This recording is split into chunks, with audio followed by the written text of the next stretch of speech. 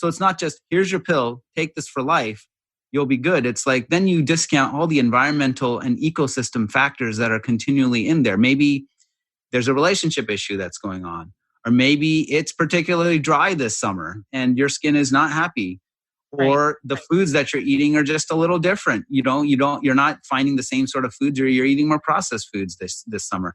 So it's just working with people on that level and understanding that, we all are unique. There are some central principles, but we just follow your imbalances.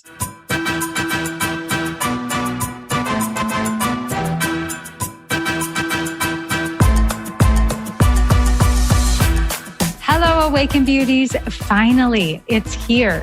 The truth to empower women to true inner beauty through a healthy mind and inner biology. I am your hostess, Cassandra Keogh, a 20-year salon owner, organic beauty product formulator, positive mind management, and clinical hypnotherapist. And I am here to help you stay sane, get sleep, and bring your sexy back. Sponsored by evokebeauty.com. evoqbeauty.com. Now, let's get to it. All right, ladies, if you're looking for healthy hair, beautiful skin, and a calm, quiet, clean, collected, powerful mind with superior CBD, go to evokebeauty.com. That's evoqbeauty.com. And you'll receive 25% off your very first order with the code Awaken. Again, that's evoqbeauty.com. Use the code Awaken for 25% off your first order. Welcome to the Awaken Beauty Podcast. I am Cassandra, your organic beauty, positive mind management, and biofeedback practitioner. And if you're like most women, you've been on a never-ending quest for products that are both safe, but also work and move the dial. Your skin has a remarkable ability to rejuvenate itself. Yet so many women get desperate after seeing a late night QVC episode on the latest and greatest, and you're losing sleep and you succumb to the ad, to not being able to sleep or just finding those silver bullets from magazine ad. And we all know deep inside, taking good care of our skin is the key to effective, healthy beauty regime. But with so much conflicting information, product overwhelm, and bright and shiny objects out there, the path to healthy skin can seem far, far, far from clear. Well, today we're in luck as we tap into the wealth of the knowledge with Dr. Raja, a board-certified dermatologist. And we'll break down the pillars of true skin health and how to age at our best. Now, let's give you a little bit more information about Dr. Raja Sivamanani. Is a board-certified dermatologist as well as a Ayurvedic practitioner and hosts the wellness platform Jiva Factory and has 2 clinics, Specific Skin Institute and Zen Dermatology. He focuses on general and integrative dermatology, including medical, surgical, and cosmetic services with training with bioengineering, allopathic, and Ayurvedic medicine. He merges modern research and science with personalized approach to each patient. His training in Ayurvedic medicine lets him take a more humanistic approach to patient care, science, and research. Dr. Sivamanani has over 110 peer-reviewed publications and textbooks on cosmeceuticals, and he leads many clinical studies that focuses on the impact of food, nutrition, the microbiome, the gut-skin axis, as well as studies on standard Western medications and devices. Finally, he is a deep believer in integrative medical education and one of the main editors of LearnSkin.com. And I will say you might want to head over to his podcast that he shares called Learn Skin, and you'll go ahead and find it on the Apple Podcast or wherever you listen to podcasts. So it is an absolute delight and honor. Raja, thank you so much for being on the Awaken Beauty podcast. Welcome. Absolutely, Cassandra. That was quite an intro. You were very sweet, but I'm just excited to have some fun with conversation today. Absolutely. Well, you are a wealth of knowledge. Like I said, I didn't find you on the podcast, but I refound you on the podcast after doing some digging, and your name kind of kept coming up into my ecosystem. So I always believe that like frequencies attract like frequencies in this, ecosystem that we live in. And when we resonate at that level of desire of knowledge and what we want to share with our clients or guests that listen to our show are very much in cohesiveness on what we want to share. But I really wanted to have you on the show because, as a board certified dermatologist, women kind of perk up a little bit because they really want to hear what you have to say. You have a client that's coming into your office that has, many diverse things going on. And I think, maybe we can just start with you a little bit and just really get to know a little bit more about, what brought you to the, focus of dermatology. The way I've talked about my journey is really kind of how I practice medicine too. It's all about our ecosystem. Mm-hmm. And you nailed it right there when you said ecosystem. It's an ecosystem of how we're inspired along our lives. And then hopefully, my goal is to then create ecosystems for my patients where they're not dependent on any one pill or any one cream, but they're really looking at themselves as an ecosystem where they can change and fluctuate. So myself, really, I had, several failures along the way, and failures are always failures in the moment. But then when you look back, it just depends how you walk through the doors that you're presented to see if they continue to be failures. So originally I was a bioengineer, loved that. I was at Berkeley, applied to medical school. And if I took an honest look at that time, I was just not very good about portraying why I was so interested in medicine. And I think I was still searching for a mentor that would really guide me. And I didn't get into medical school. I did exceptionally well, but just goes to show getting good grades isn't enough. I mean, you really have to have that social interaction and have that social ecosystem develop as well. And I think the mentor is a big deal. So I met my mentor, Howard Maybach, who was in dermatology. And I started realizing, gosh, because initially the goal was, let me get into medical school and then see how I can help people. But then it totally shifted. Here was a man who is just so full of energy. And he taught me that medicine isn't just about the X's and the O's. And I talk about this too. It's not just the left brain that you need to use. Really, you got to bring in that right brain and put it all together. And in dermatology, there's so much social interaction, emotional underpinning. It affects how people judge themselves and judge each other for better or for worse. And then also there's the research component of it. And then for me, really then going into integrative medicine really tied it all together because really the skin is a window into how you're feeling inside. And if you're not feeling good on the inside, you can do whatever you want to the outside, but it's akin to putting a bucket as the roof is leaking. And you can change the size of the bucket, but the roof is still leaking. And you got to go up there and really go after what can I do to really shift my ecosystem, not just put a little Band-Aid on something. And that's where it really shifted in terms of thinking about health and why ecosystems are so important. And so to answer your question a bit more around how I approach ecosystems and how I approach patient care now, and my philosophy, it's really about how can I talk to this person, address their immediate needs, but then how can we talk about inspiring them to actually become healthier in other aspects of their life that have nothing to do with dermatology? I mean, and I tell you, Cassandra, I spent last week about 20 minutes with this woman. All we did was we talked about a relationship, how she was connecting with her husband and what were the different strategies she could use to try to open up communication, because she was dealing with a rash that I knew was chronic and flared by stress. So we have to address what is that source of the stress. I'm not a marriage counselor, but at the same time, I could get her to start thinking about that and start thinking that, hey, maybe there's another approach to addressing this. You don't have to just put a Band-Aid on it. And so that's really my philosophy. And I think a lot of it's just been built up over time of who's helped me along the way as well.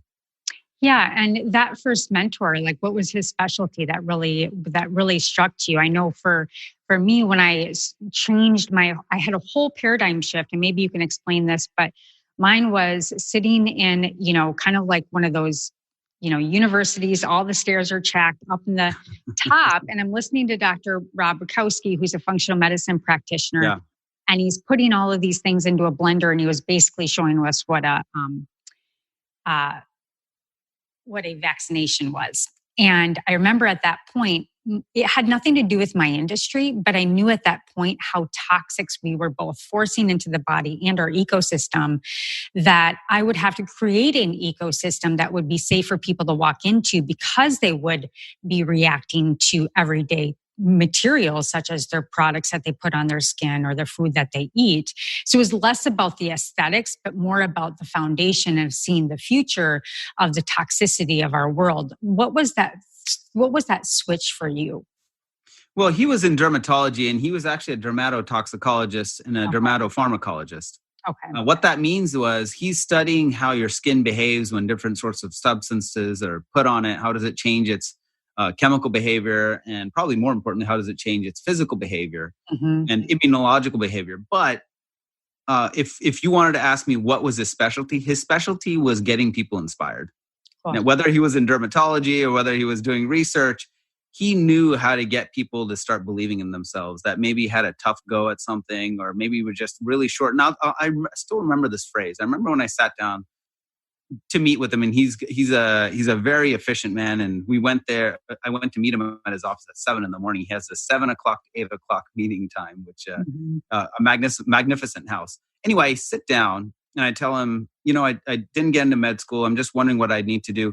He could have gone into a big list of things that he wanted me to do, and how you're going to learn this, learn that. But, the first thing he told me was, you were, after he listened to me for a while, he said, sounds to me you were really close. We just got to shift how you approach this and stay positive, and you're going to get in. And I can't tell you, just having him say that was more important than any of the other things that he could have done to help build my CV. First thing was he built me up to say, hey, you know what? I'm going to believe in myself. Then building the CV was the next part of it. So that's really was the tipping point. And that's when I realized you can get people to believe in themselves, whether it's a student, whether it's a resident, or another physician that's working with you, or even myself or my patient. That's the first step. And that's really the most important thing. And we can do all kinds of fancy procedures, which we do, fancy treatments, which we do, but you've got to really believe that, I'm worth it. And I think that's the really first important step that I learned from that interaction. And his name was Howard Maybach. I love that. I really love that. He invested in you. And he did. Therefore, you went back and said, all right, scrap that. I'm going to go back into this. And this is my passion. And with marketing, you and I are both, we're in with our clients, but we're also really heavy in marketing and creating other things. And we both know that you want to do business with people, and you also want to portray to the other person of a know, like, and trust mentality. And, that's where I really applaud you, because the approach that you take is really a know, like, and trust, because how you position, how you practice is really, people know because you're board certified, but you're liked and trust because you lead first with like you sharing the story that you did, that you sat with this woman and you broke down and just gave her a space to listen to her about her problems with her relationship, which was directly affecting her skin, which you and I both understand. So I really love that. And I think that's, the premise that we lead with. All right, ladies, if you're looking for healthy hair, beautiful skin, and a calm, quiet, clean, collected, powerful mind with superior CBD, go to evoquebeauty.com. That's EVOQbeauty.com. And you'll receive 25% off your very first order with the code AWAKEN. Again, that's EVOQbeauty.com. Use the code AWAKEN for 25% off your first order. Now, as far as maybe we can kind of just dive right in. Like love to talk about science and skin, and we can both geek out. But I thought maybe we could take this from kind of like we peel the layers outside in. That's kind of how a woman would maybe approach, because I believe that what we look at, we take care of. Jim Quick, he always has a t-shirt with a brain on because he's always making sure that he's taking care of his brain. And so women are always looking at themselves. So they're always judging and trying to fix and fixate on their skin. But I really want to take the opposite with you. And let's start like at the internal. So we can kind of build that onion outward versus inward versus outward, I should say. Let's kind of start off with the premise of, based on experience and what you believe true with all of your research, kind of like, let's maybe just take the 5 fundamental things, starting at the very, very core. What would that look like? Would it be kind of the gut microbiome? Where would you start with that? Well, I have a 5-tiered approach that I try to take with you. Okay. If you want to start with skin, not in this case, but I'm saying if I have a patient that comes in, we'll start with skin, but usually it really revolves around gut, mind, body, skin, soul. And the soul is really important too. But I think talking about nutrition, talking about how your gut's doing, or in some people, sometimes it's the mind that they want to talk about first, because frequently what brings people in is going to be something that's stressing them. And it could be the stress of the diagnosis, the stress of worry around skin cancer, the stress that maybe, people are going to start judging me. So when I say starting from the inside, it could either be the mind or the gut, but I think both of those are great starting points. I tend to really focus in on what is the symptom that they're worried about so that we can build some rapport around what we're trying to address. But then from there, we can then focus in on what are some solutions, either from the mind or from the gut, but it could be one of those two, Cassandra. And really, it depends on who it is. I don't have a set algorithm on how I start it. If someone comes in really anxious, they're telling me that's where we need to start. And if someone comes in and says, I don't know what's causing this, but they seem pretty, even keel, but they're still wondering, gosh, is there something that I'm doing? Then I start with the gut, because I know that, different people have different starting points, and just adjust to who's coming in. Yeah, I love that, because you're really taking a client-centered focus approach, and you're starting with where they are and meeting them where they're at. So maybe I'll play to it and just say, okay, I'm coming in and yeah, I'm stressed out, but I'm having all of these skin reactions and what have you. And you are led to believe that there's a gut issue. How would you coach a client that may not be aware, but what are the key signs perhaps that there may be a gut microbiome issue? And how would you look at this, the skin and gut axis? Yeah, the gut skin axis is very interesting. We're now learning that almost everything that deals with inflammation or everything that deals with some sort of imbalance in the skin has a gut component. Doesn't mean the gut's always the cause, but there's definitely a gut component. If you look at diseases, whether it's psoriasis or whether it's, even if you're looking at aging, and I'll talk about a few things that we go through with patients. Okay. Even if it's something like skin cancer, we know that there are nutritional agents now that are starting to get early studies showing that it can be helpful. So definitely. If I think there's a gut imbalance, it won't always necessarily be that, that they're constipated or they have some issues with gut flow or something along those lines. What I'm looking at is gut microbiome. Is there something about the gut microbiome that we know with their particular condition that might connect, or some sort of nutritional factor that could connect? And I'll give you an example. Say someone is coming in for photoaging. And we know a lot of folks come in for this, wrinkles, and if there's any sort of mottled pigmentation or increased redness, depending on what we see, we may start to wonder if there's a bit of rosacea, or if rosacea is much more, meaning there's like central facial redness. We know that is typically flared by sun exposure, and the typical approach is to give something topical. But now we know there's more studies saying that small intestinal bowel overgrowth can be an issue in people that have rosacea. So we may key in on what kind of foods are you eating? Are you taking in spicy foods? Are you taking in foods that might worsen SIBO, which is the acronym for that? Right. Small intestinal bowel overgrowth. Or are there probiotics that you might be able to incorporate? Or are there small antibiotic courses that we could do to really address that from the inside, not just to address it from the outside?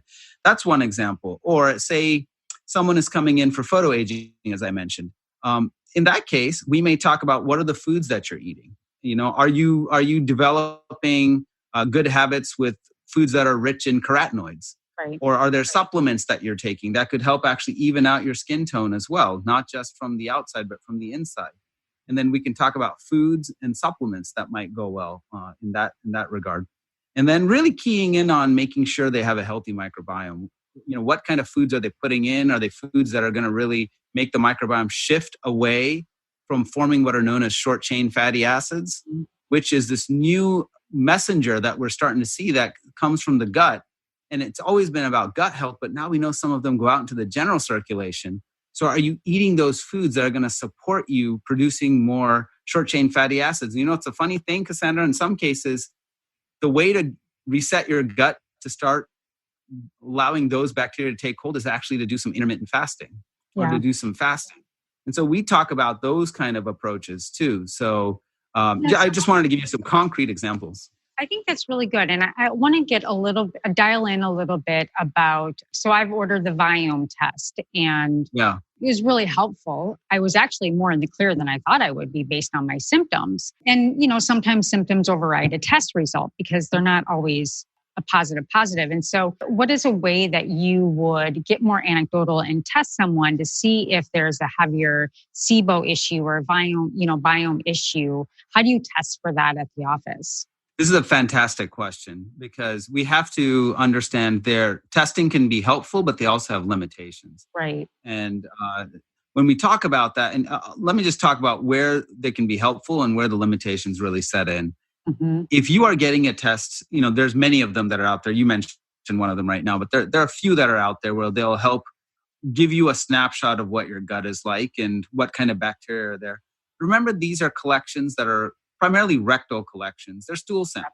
And so what you're hoping is that it'll give you a full snapshot of the entire gut. But many times we haven't gotten to that level with the science. We just know what's coming out at the time that you're collecting. And then we can make some predictions. But it's hard to make a prediction on necessarily SIBO or something with the large colon until we get more and more research around what could be the bacteria that you see. Now with Viome, they make some functional predictions too. Mm-hmm. And there's a few companies actually that do this. They make some functional predictions. I think you do have to put it in the context of some of the symptoms that you have as well. For example, with SIBO, one of the common things that we'll see is bloating that are triggered after certain foods. So we'll ask those questions, and that's more of a functional and symptomatic approach where we can try to see, are there micro changes that are occurring?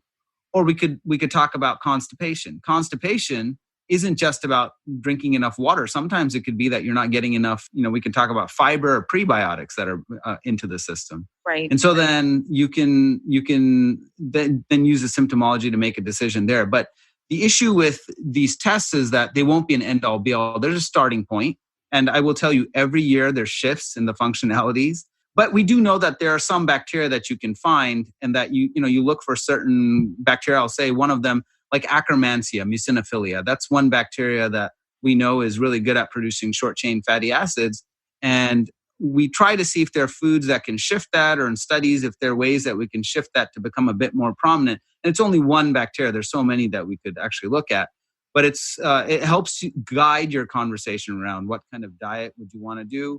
But what the other factor is in here that we don't know really well is, what about that mind-body connection into the gut as well? I think it's important to also understand how stress flares the gut. And so we have to ask those questions. Sometimes you can't get that off of the kid. My goodness. I mean, there's just so much that goes on in the gut. It houses. So it's just the gut produces hormones. Women don't realize that it actually helps produce hormones.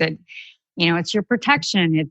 There's so much. And so when you talk about short chain, long chain fatty acids, I want to get really crystal clear on how people can get access and add short chain fatty acids. We talk about PUFAs and all of these kind of rancid oils and things of that nature that we know kind of like our listener probably isn't going out and eating a lot of Doritos, but what are some healthy short chain fatty acids that somebody could add to their diet right now to help them encourage that gut microbiome? Yeah, and I will tell you, before I answer that question, let me also say, I have a background in Ayurvedic medicine, and actually multiple perspectives look at the gut in a different functionality. And they've been doing this for thousands of years. This isn't something that we just made up a test recently. And so they've, clearly there's some evidence there that's not the same as a controlled trial, but they've done it through observational experience. And so when someone has an imbalance, there are other ways to approach that. In Ayurvedic medicine, you have the 5 elements that you can then look at. How do they go out of balance? And it ties to the gut, but it also ties to the rest of the body. And then the solutions are more holistic. You can have a solution that's addressing imbalances that'll hit the gut, the mind, the skin, the body, all at the same time. So yeah. And if you really look at, a fatty acid, you're both feeding the mind and you're also helping support the gut, anti-inflammatory on both ends. So really you're not just throwing in a supplement to help one organ. It really is truly a holistic view. So what are some short chain fatty acids? So the short chain fatty acids that we think of, and they're natively produced by the gut. So what you do is you give them the food that can help them produce it, or in some cases, as I mentioned, and I'll talk about that, you don't give your gut any food and let the gut just recover and do it on its own.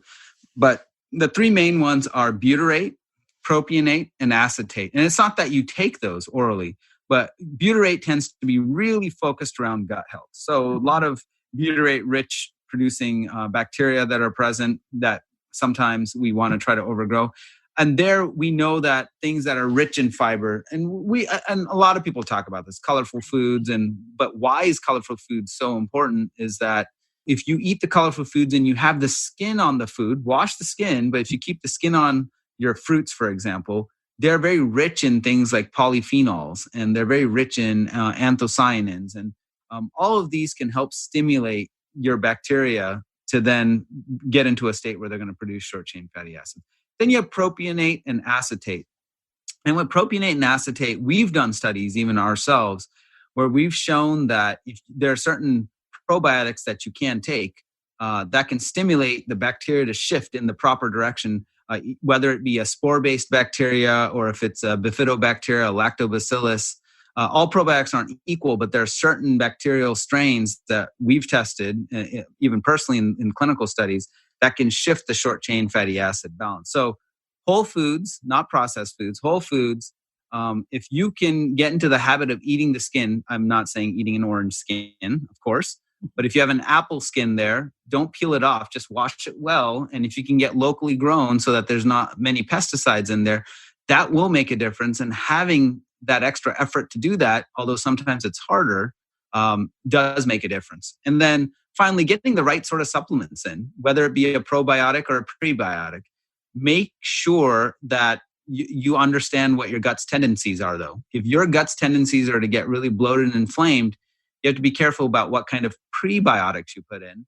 But you may want to start incorporating probiotics. Probiotics are live bacteria. Prebiotics are largely dead substances, sometimes herbs, that can sometimes stimulate your bacteria to grow. But if you use very rich, what we call oligosaccharides, those can actually trigger a bit more an inflammatory response in some people. So you have to be careful about that. But really, to answer your question, there are some probiotic strains that you can use. Fruits and vegetables, to be honest, are really important for short-chain fatty acids. Fruits and vegetables.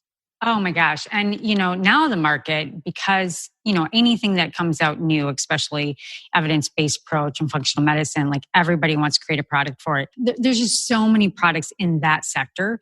A prebiotic. Now everybody's saying, no, you need a postbiotic. And if we look at the gut as its whole, like most of us, and I'm not going to generalize, but I'm going to generalize, most of us have somewhat messed up gut and could always probably improve in that area because we're not all perfect and we live in an imperfect world. And, so I agree with you, like the most that you can get in with your food base. And I know Fiber Fueled is a new book out there and he really believes a lot in fruit and, energetically, and you look at how life was created and how there's so much richness in one food. And if you just take fruit for an example, like one cucumber, if you plant that, it was made to like give you 10,000 cucumbers. And so it's enriching. It's made to bless our body and give our body the nutrients that it needs to, rejuvenate itself. So I think it can be really overwhelming to talk about all the probiotic supplements, but then we're again going back into that silver bullet of versus meeting with an individual like you and saying, okay, let's get precise. Yes, we can do a test, but let's first and foundationally look at your habits and what is in the colorful, rich foods that you eat and all of that. But my point about energetically with these foods, if you open them up, the fractals gives you insight as to just the consistent pattern that or the life of consistency of the earth. And we are an organism that lives in an organism world. And we like to cut ourselves off thinking that just because we have a brain and can think up of these masterpieces on the side to supplement with, that we're not a part of earth and being a part of this ecosystem. So I think that's really great. And I just kind of want to dial that into your last point of fruits, vegetables, diet, kimchi, all of those kind of sauerkraut, all of those pieces are obviously somewhere to start. And everybody's heard it 1,000 times, But Cassandra, so exactly, everyone's heard it 1,000 times. So let me take it one level further so that we're not just saying fruits and vegetables. Because I think a lot of people, I've done podcasts and whatnot, and sometimes it ends at fruits and vegetables. Yeah. Let me give you the Ayurvedic extra little benefit to this. So in Ayurveda, the way the body's approached is that there are three main energies. And the three main energies are Vata, Pitta, and Kapha. Now, normally they're talked of as humors, but I don't think we need to humorize it because I think they actually have energetics to them. And the energetics are as such. If you take any system, you have something that describes its structure, you have something that describes how it moves, and you have something that describes its transformational abilities and its enzymatic processes. This isn't a genius, right? It's just the fact that you can break things down into those buckets. And the buckets are such that Vata is about movement, Pitta is about energetics, and Kapha is about structure. And so the main question is, are we supporting structural growth? Are we supporting energetics? Or is your energetics out of control, inflammation, and let's tame that down? Do you have too much movement? Are you dealing with diarrhea or bloating or gas? Or are you not having enough movement? A lot of constipation. That Vata dosha then comes into play. And then Kapha is really about that structure. Are you osteoporotic, for example? Do you have osteoporosis? Or do you have just poor collagen formation? These kind of bridges can be built. And actually, you can peel that layer back down, even one layer down, because there's 5 elements to Ayurveda. But we won't necessarily jump into that because I think if you Google this, you're going to see Vata, Pitta, Kapha. I want to give people a little bit of a flavor on that. Now, how that comes into foods. Every food has energetics in Ayurveda. And so and foods and herbs are not, we talk about them separately, but the truth is they're supposed to be built in together. Like you eat with spices, which are herbs, and you eat with food. Right. So they're actually all combined. And you have 6 main tastes. You have salty, sweet, sour, astringent, bitter, and pungent. And those 6 tastes will then drive what the long-term effect is. And we know, for example, sweet and salty have what's known as a post-digestive effect of salty. Now, someone might ask, well, how does sweet go into salty? The way it works is that you have a pre-digestive effect of what it does on your tongue. And the post-digestive effect is a translation. Salty just means that it builds structure. It promotes that kapha. But so the problem is when you eat a lot of sweet and salty foods, you're going to gain weight if that's what you all only focus on. And that's why when we say fruits and vegetables, if you only focus on the sweet or those things that are a little bit salty, and this is why juicing is a problem. Right. Because the peels have an astringency to them. They have a bitterness to them. So it balances out the foods that you're eating. So if you peel that away, no pun intended, and you only have the sweetness of the juice, you are only supporting the kapha dosha to then maybe perhaps go out of balance. And unfortunately, what is our big issue in America? We have obesity as a big problem, or diabetes. You don't need that. And so what you have to do is find those foods. And this is where the gut microbiome research hasn't quite matched up yet, but they will. I know it will because we're doing these studies. And I'll tell you one of the results that we got. Cool. Is understanding how the energetics of foods rides along with the energetics of the microbiome, and they're not one and the same. Sometimes these other traditions have figured out how to do this. So for example, maybe when you come in and see me, I may talk to you about the need to include a bit more bitter foods and astringent foods because you've gotten out of balance in the sense that maybe your kapha dosha is too far and we need to bring that back into balance. We might have things like bitter melon. We may have an herb that we put into that's an herbal combo. We did a study where we looked at triphala, which is 3 different herbs. It's a very famous herb in Ayurvedic medicine. And we found that there were trends towards supporting the microbiome and supporting the growth of Akkermansia muciniphila and supporting the growth of certain lactobacilli bifidobacteria. And so now we're starting to see these connections where they have certain actions in the energetics and the theory, but now we're seeing that the gut microbiome shifts, and just realize the gut microbiome is not the end all be all. Really what we need to do is look at the bloodstream, sum up everything in the gut, see how it's shifting different markers in the blood. But the idea being that you have energetics of foods that go beyond just fruits and vegetables. What kind of fruit? Is it bitter? Is it astringent? Is it pungent? What kind of foods are you looking at? Even with fermented foods. If you ferment yogurt for just a tiny amount of time, it tends to be sweet. If you let it ferment for a long time, it becomes sour. So just a fermented food isn't enough to just say fermented food. We have to say how fermented is it, and what is it's called kefir, and it's not that enjoyable for everybody. You know what's funny, Cassandra? You can make homemade what we call curd.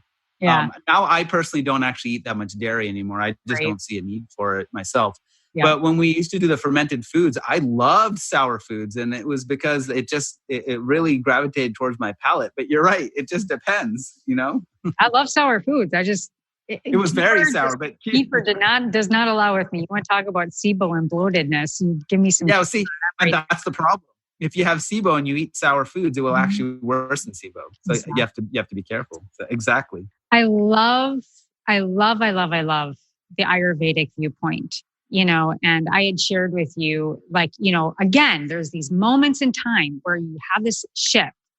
And I was in school to be a yoga practitioner. And so here I was. And what actually got me into being a yoga practitioner was going through a 5-day intensive on Ayurvedic medicine. And I told you, I was thinking about going back to school for Ayurvedic medicine. So compelling. But when you get into it, it's so overwhelming. And I really love your perspective because it's part of you. It's inside of you. And, you have different portals online that people can start to dip their toe in and start to really learn about it. But just talking about Pitta, Kapha, and Vata, a lot of online surveys will want to just go and say you're one of these types or you're 2 types, you're a Vata, Pitta, and you got to eat within these different seasons. It's not as simple as that. For you, listeners of Awaken Beauty podcast, Audible is offering a free audiobook download with a free 30-day trial to give you the opportunity to check out their service. Simply go to www.audibletrial.com/Awaken Beauty podcast. That's www.audibletrial.com Awaken Beauty podcast.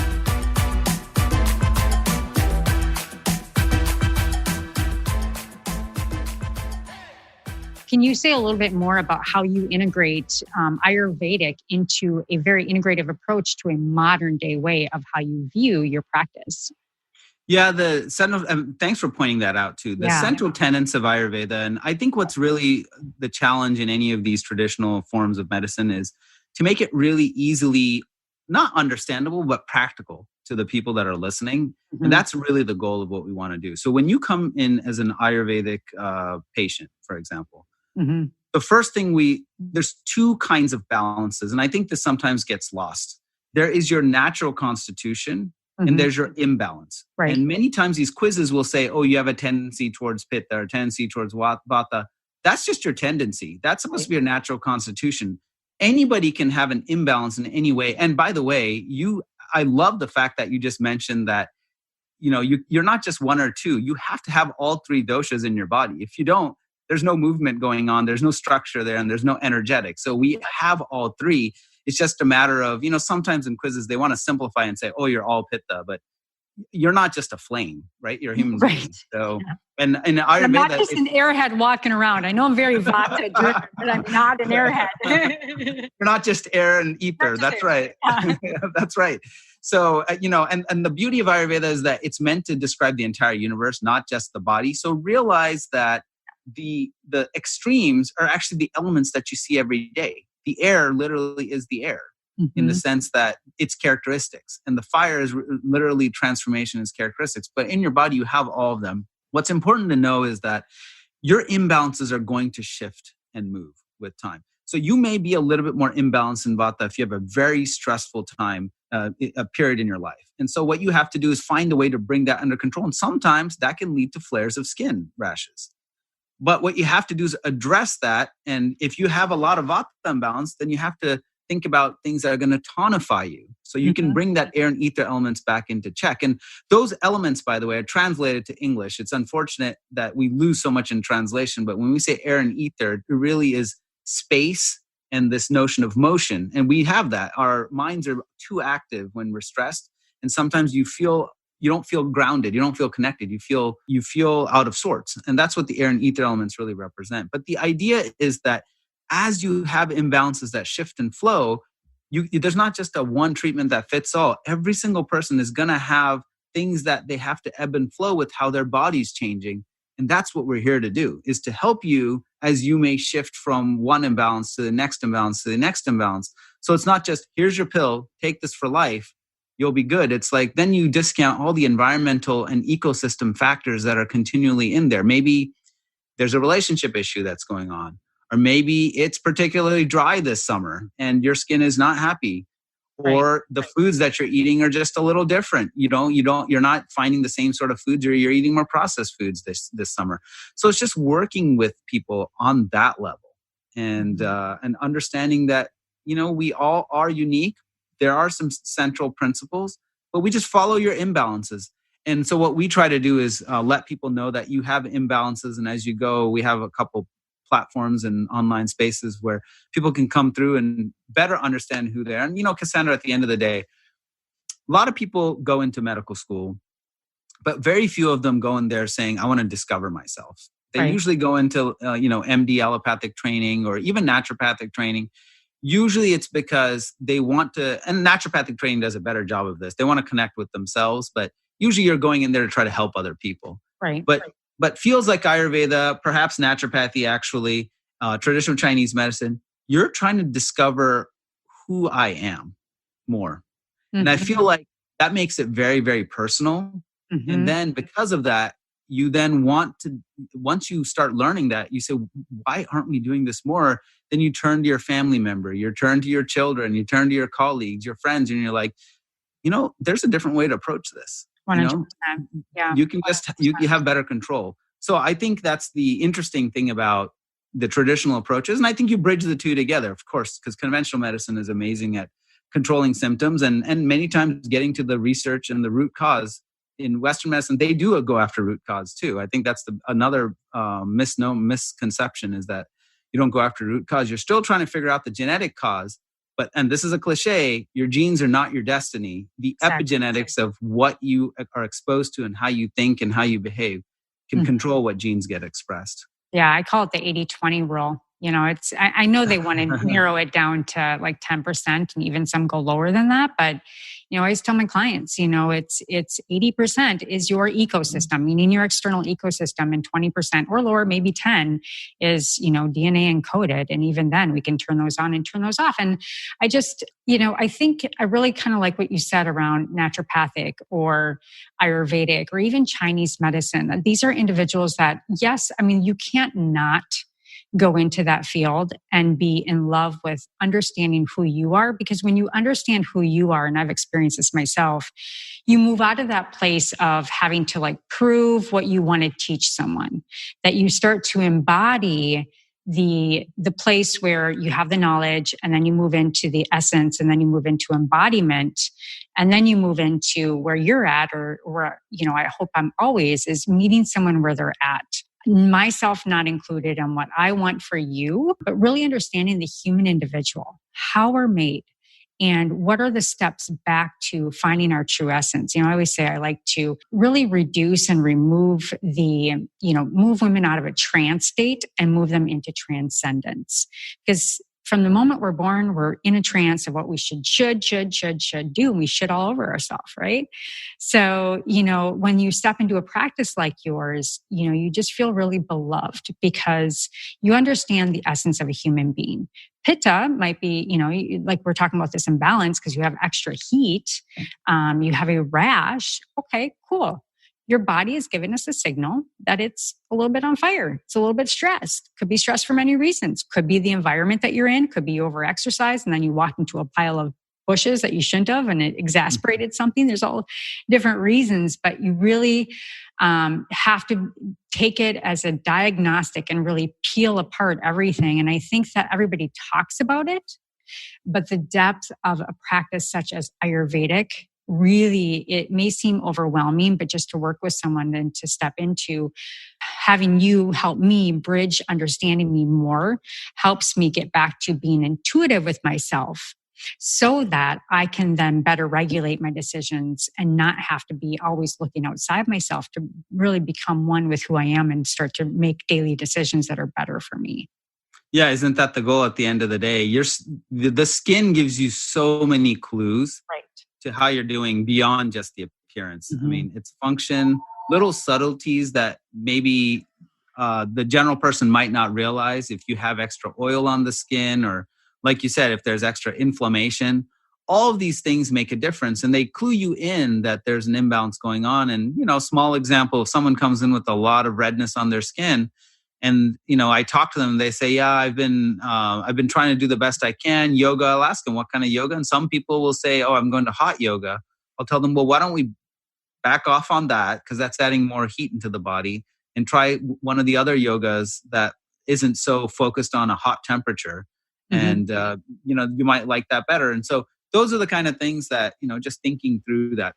And then, look at rosacea, for example. Rosacea on the face. Flares, we know from just scientific approaches, sunlight, heat, and spicy foods. Well, all of these, sunlight is known to add pitta, and then heat adds pitta, and spicy food adds pitta. So Ayurvedic medicine had a different approach, but they came to the same conclusions in these sorts of scenarios. And so, your skin is really a clue to a lot of things, especially when you bring in the Ayurvedic element, the Ayurvedic approach on top of the Western approach. It gives you even more clues about a person's tendencies than you might realize. Yeah. So, let's kind of shift to what really, really, really, really women want to know, and that's how to best provide the absolute anti-aging, that you can give us would be great. We can, as women mature, we start asking these questions. What's happening to my skin? Right. It's going to continue. How fast is the rate of this going to happen? And then we start making, I heard once that women in a lifetime spend $300,000 of products in their life, meaning skin, hair, personal care products. And 2% of them actually feel beautiful. So 2% of us feel beautiful after all of this money that we spend. We know that as we get older, we start entering post and pre and post menopause, that even though we may lose estrogen and go more dry, we may have excess testosterone and get acne. So then is our skin oily or is it dry? And, you and I had talked about how, and I was creating a quiz and we're working together, is how we can easily go to a skincare site or a product line site and they want to sell you their quiz so that you buy their product. And it's really not as easy as that. So give us some of your clinical pearls, so to speak, on how women can really look at aging well and kind of where to start and what to really focus on. Yeah, that is one of the most important questions that I get in the clinic is, how can I not anti-age, but healthy age? How can I age healthy? And you do have to look at, is the skin dry or oily, is the very first step before you even start delving into any of the other factors about wrinkles, or you talk about how much collagen there is, or if you start looking at pigment, or is it even or not, or redness. Those are all factors that are important. But it's known in Ayurvedic medicine and also in the conventional approach that the oilier you are, unfortunately, those folks have a higher risk for acne when they're younger. They actually tend to age at a slower rate because they're delivering more natural antioxidants to the skin through their oils, through the sebum. Secondly, if you are very dry, and in Ayurvedic medicine, that's known as having a vata tendency, then you are going to age at a faster rate unless you find ways to curb that, because you already have a tendency towards vata, you have a tendency towards stress, you have a tendency towards anxiety, insomnia. All of these things are going to age your face too. So, and not just your face, I mean, age your body and everything. Libido. Libido is another, but actually sexual health is really important. Yeah. That is extremely important, because that's another source of grounding, at the end of the day. So that's the first thing. But then when you're starting to look at how do we treat this? So from the outside, there are many different approaches that people take to try to just regulate how you're doing. Now, if you have really sensitive skin and you have really dry skin and red skin, you have to be careful about using retinols and retin-A. Because the problem with that is it can irritate your skin. The new kid on the block, though, that many people may or may not know about, it's not prescription level, but we've done studies on it, and we actually did a big randomized double-blind controlled study. It was a pilot study, but nonetheless, there's a chemical out there that's extracted from the bakuchi herb, which is an bakuchiol. Bakuchiol is a new trending ingredient that does not irritate your skin. Actually, in fact, in our study, we had no one that had any irritation, whereas the retinol group had a lot of folks that had irritation. So that's something that you might want to try incorporating, especially for an anti-aging perspective, if the retin-A's are too harsh on your skin. And then if you have oilier skin, then you probably want something that's going to be a little astringent, because if you put a lot of, I'd say, creams and whatnot on the skin that's oily, you may plug those pores and start creating other issues. If you have oily skin, though, here's the thing. We also have to learn how to embrace ourselves. Mm-hmm. Part of the issue is that we're always driven by this notion that we're imperfect.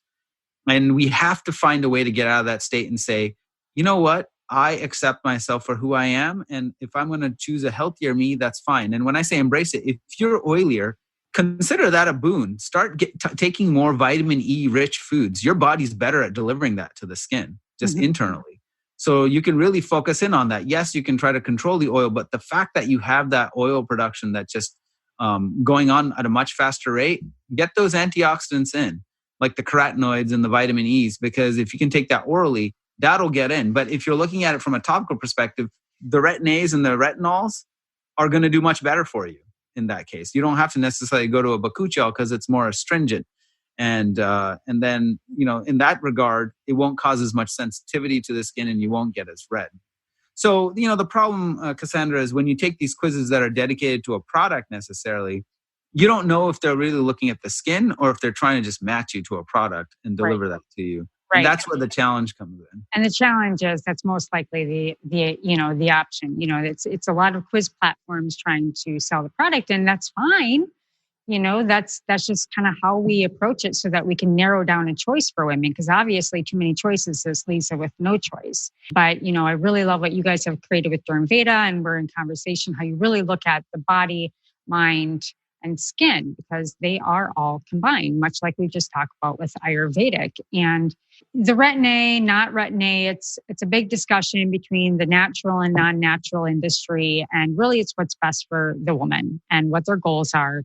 Short-term, long-term, I've heard studies, long-term retin-A. The only concern I have there is that women have such a stressful lifestyle that it is, just like intermittent fasting, it is a stressor on the body. And so your body and your skin has to be ready to invite that kind of stressor in. And I, say corneotherapy is, making sure Dr. Klinghardt really made sure that the skin is in a healthy place first. It's making sure that your foundation is set. Then, it's kind of like with hair color. If I'm going to just walk into the hair color and start breaking the rules, I'm going to have a really messed up client.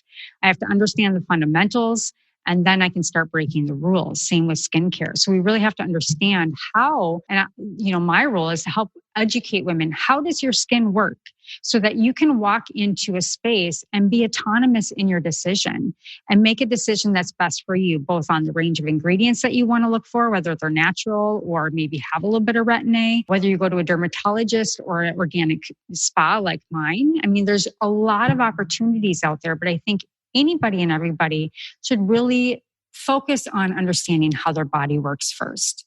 because then you can better self-regulate the decisions that you'll make versus, being that $300,000 price point at the end of your life of that, is just made out of short-term benefits from something that maybe didn't get you the results. We use floral essences from sea minerals.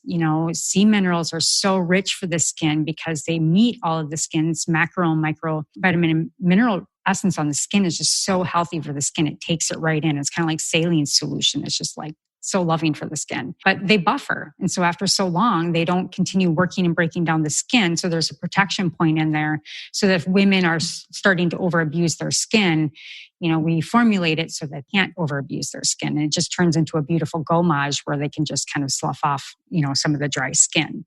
So there's just so many variable levels of how deep you want to go with your skincare, but anti-aging is what rules the roost. When they land on your site, that's going to be the first automatic thing that women are going to look for is either anti-aging or get me out of pain because I have psoriasis, eczema, itchy skin, rashes, or what have you. But to me, the exasperation of both of them, and I think you would agree, is stress. Stress on the body deteriorates. Stress on the body is aging. Over sun exposure is aging, not sleeping correctly and getting in sync with chronobiology and, going back to being one with our planet and our earth, that energetic, that causes aging. So it's an internal journey. All right, ladies, if you're looking for natural, organic, solution-based beauty and superior CBD, go to evoquebeauty.com. That's EVOQbeauty.com and receive 25% off your very first order with the code Awaken. Again, that's EVOQbeauty.com. Type in the code Awaken for 25% off your first order.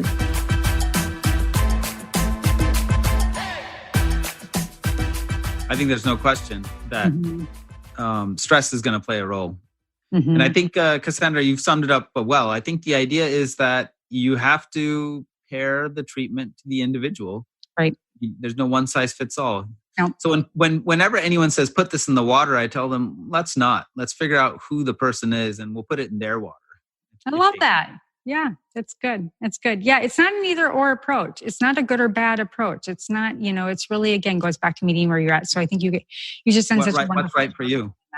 Yeah. Right. So is there anything else that you would want to share with our listeners today on maybe kind of like maybe what do you see kind of up and coming in the skin and dermatology industry based on your side of the table?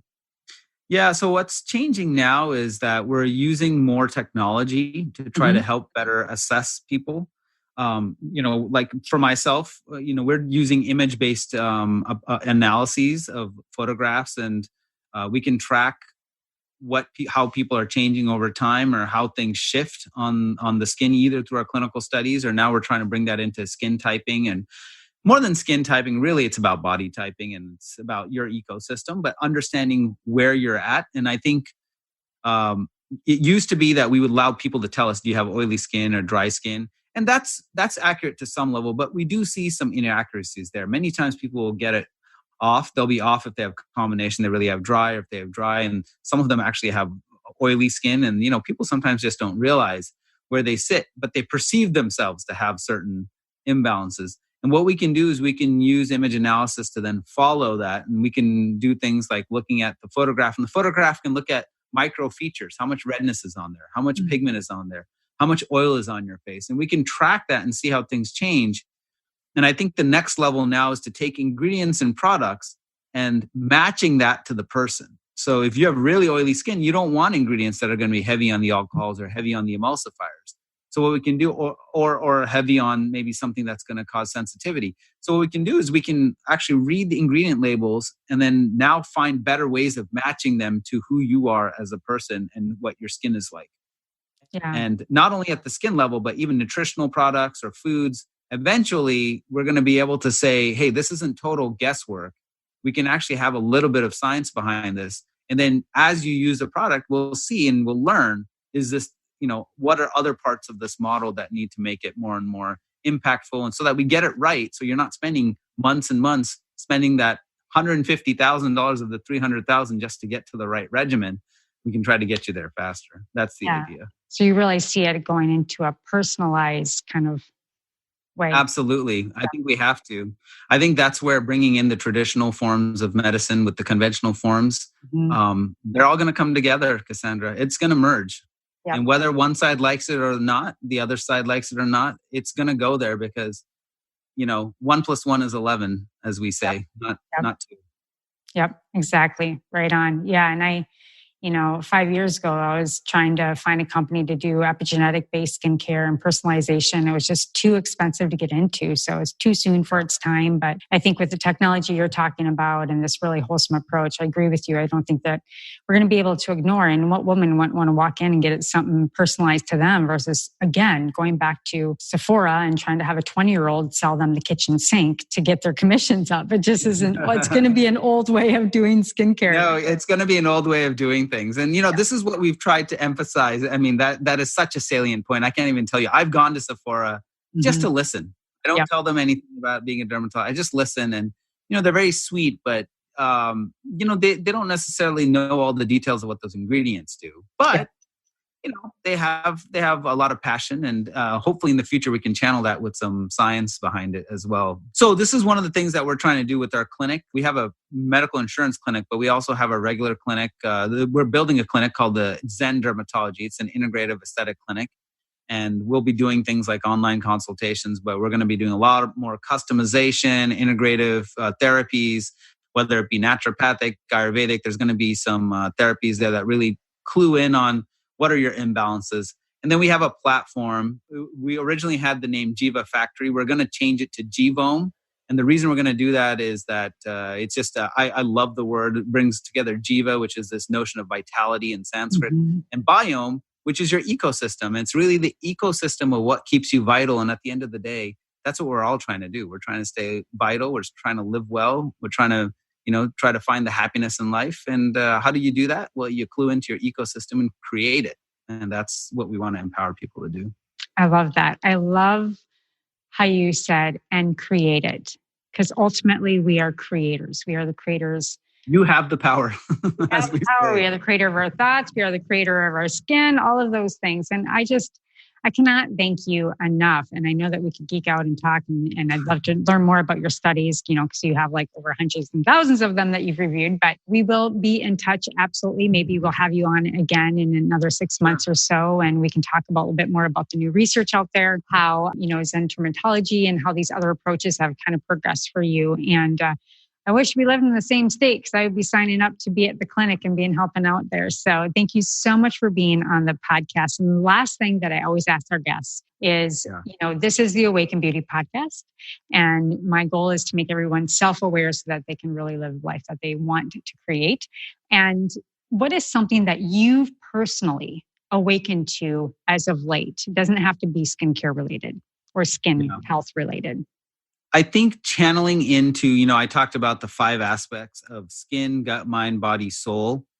Soul is best represented by the ether element in Ayurveda, and it's far underlooked. And when I say soul, I don't mean religion. I mean thinking about your connections with others, the social connections. And in this time, with COVID going on, it becomes even more of a challenge, I think, for folks. But don't underestimate the power of those connections.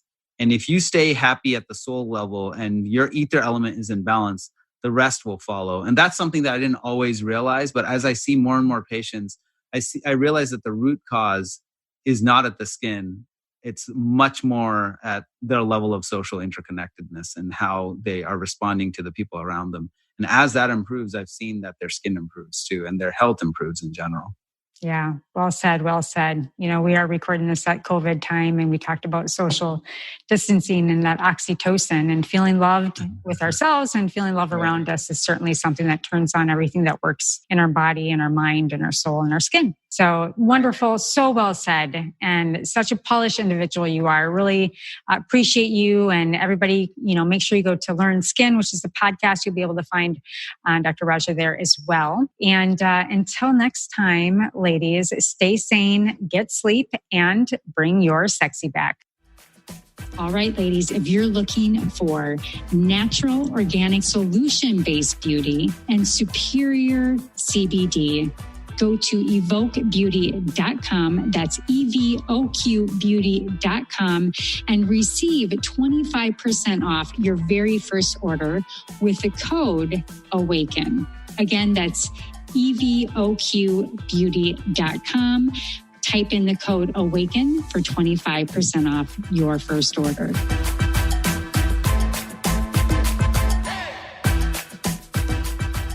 Well, hello, Awaken Beauty. Thank you so much for joining the show today. Were you inspired? Please leave a comment or your own personal aha moment so others can capture exactly what you did. Also, please like and subscribe wherever you listen to your favorite podcasts.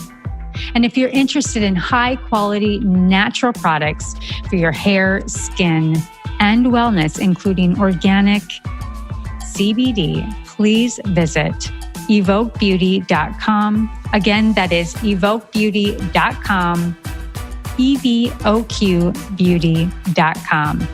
And until next time, darling, stay sane, get sleep, and bring your sexy back.